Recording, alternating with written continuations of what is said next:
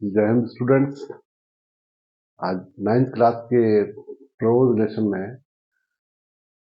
Truly beautiful mind नामक lesson से आपको कुछ इम्पोर्टेंट क्वेश्चन और आंसर्स दिखा रहा हूँ और आप उनको नोट कर लें अपनी कॉपी में, उनको समझ लें। मैं उनको हिंदी में भी एक्सप्लेन कर देता हूँ, समझा देता हूँ, जिससे आप लोगों को आसानी से समझ में आ जाए और उसको आप ठीक से नोट कर सकें। तो आइंस्टीन के बारे में है, अल्बर्ट आइंस्टीन जो है उनके बारे में लेसन है ये। कुछ इम्पोर्टेंट क्वेश्चन आंसर्स हैं, वो मैं आपको समझा देता हूँ। तो सबसे पहले शॉर्ट आंसर हैं, शॉर्ट आंसर टाइप क्वेश्चंस हैं। A truly beautiful mind, short answer type questions. Number 1 question है, when and where was Albert Einstein born? आपको पता है अल्बर्ट आइंस्टीन विश्व प्रसिद्ध वैज्ञानिक थे, वर्ल्ड फेमस साइंटिस्ट थे, and he is known for relativity theory, सापेक्षिक सिद्धांत के लिए उनको जाना जाता है। और उन्होंने साइंस की फील्ड में बहुत नए नए आविष्कार किए, बहुत इन्वेंशन किए, और उनका योगदान बहुत ज़्यादा है, बहुत अच्छा योगदान है। तो उनके बारे में सबसे पहले हम जान लेते हैं कि उनका जन्म कहाँ हुआ था और कब हुआ था। So Albert Einstein was born on 14th March इन 1879। अल्बर्ट आइंस्टीन का जन्म 14 मार्च 1879 में हुआ था in the German city of Ulm. Germany के उल्म नामक शहर में, उल्म शहर में उनका जन्म हुआ था। तो ये नंबर 1 क्वेश्चन है, इनको आप अपनी कॉपी में, नोटबुक में लिख लें। समझ लिया आपने। और अगला क्वेश्चन है, what did a headmaster once tell his father? एक बार एक हेडमास्टर ने आइंस्टीन के फादर को क्या कहा था?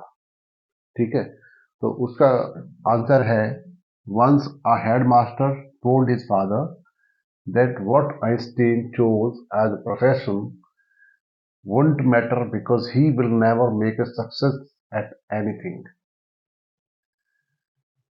एक बार, once means एक बार, एक हेडमास्टर ने, जो मुख्य अध्यापक थे, प्रधान अध्यापक थे, टोल्ड हिज फादर, उनके पिताजी को बताया कि what Einstein choose as a profession, जो वो अपना व्यवसाय के रूप में चुन रहे हैं, जो अपना व्यवसाय चुन रहे हैं, without would not matter because, कि इसका कोई मैटर नहीं, इसका कोई अर्थ नहीं रह जाता है, क्योंकि because he will never make a success at anything, वो कभी भी लाइफ में सफलता प्राप्त नहीं करेंगे, चाहे वो जो भी कर लें। तो एक तरह से हेडमास्टर ने उनके फादर को ये कह दिया था कि आइंस्टीन कुछ भी करें लेकिन ये सफल नहीं होंगे। आगे समझ। तो ये सेकंड नंबर क्वेश्चन का आंसर है। एंड द नेक्स्ट,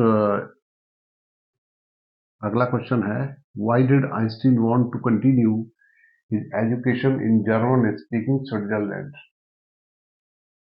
अगला क्वेश्चन है कि आइंस्टीन जर्मनी बोलने वाले देश में, स्विट्जरलैंड में, अपनी शिक्षा को क्यों जारी रखना चाहते थे?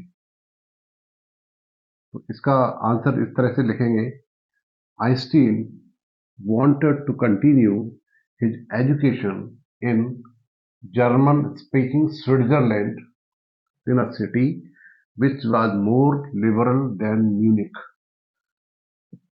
आइंस्टीन स्विट्जरलैंड के एक ऐसे शहर में अपनी शिक्षा जारी रखना चाहते थे जो कि म्यूनिक शहर से अधिक लिबरल होगा, अधिक उदारवादी होगा, क्योंकि म्यूनिक में उनको वहाँ का जो रेजिमेंटेशन था, डिसिप्लिन था, सिस्टम था, स्ट्रिक्टनेस थी, वो इनको पसंद नहीं आ रही थी, इनके समझ में वो नहीं आ रहा था। इनको वहाँ का माहौल, वहाँ का वातावरण उनके सूट नहीं कर रहा था, इनको अच्छा नहीं लगा। इसलिए वो एक लिबरल माहौल में रहना चाहते थे, उदार माहौल में रहना चाहते थे। इसलिए उन्होंने देखा कि स्विट्जरलैंड के अंदर ज्यूरिख शहर में, यूनिवर्सिटी में, उनके लिए एक अच्छा मौका है और वहां उन्होंने अपनी एजुकेशन को जारी रखने का फैसला लिया।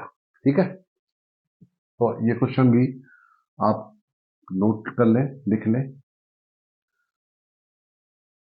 अगला क्वेश्चन है, who was Mileva Maric? Mileva Maric कौन थी? तो आपने लेसन में देखा होगा, उसके बारे में दिया है मिलेवा मेरिक के बारे में। आंसर में आप लिखेंगे Mileva मेरिक Einstein's fellow student was, यहाँ वॉज भी लिखना है। वो मिलेवा मेरिक जो थी वो आइंस्टीन की फेलो स्टूडेंट थी, यहाँ लिखो वॉज। ठीक है, was Einstein's fellow student and she was a SERB. वो रहने वाली थी एक देश है सर्बिया, वो सर्बिया की रहने वाली थी। एंड केम टू स्विट्जरलैंड, वो स्विट्जरलैंड में स्टडी के लिए आई थी। Because university in Zurich, Zurich में जो यूनिवर्सिटी थी, was one of the few in Europe, Europe में कुछ गिनती चुनती ही ऐसी यूनिवर्सिटी थी जो महिलाओं को डिग्री देती थी। महिलाओं की एजुकेशन के लिए, हायर एजुकेशन के लिए यूनिवर्सिटी बहुत रेयर थी, कम थी। तो ज्यूरिख यूनिवर्सिटी ऐसी थी जहां पे महिलाओं को, वुमेन को डिग्री मिल जाती थी। इसलिए वो मिलेवा मेरिक स्विट्जरलैंड में आई थी पढ़ने के लिए।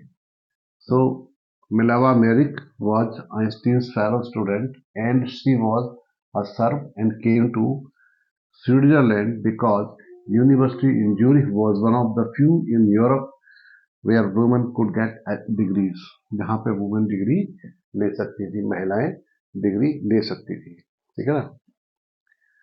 अब आगे का है, अगला क्वेश्चन है, after being a university graduate in 1900 what did Einstein do to earn money?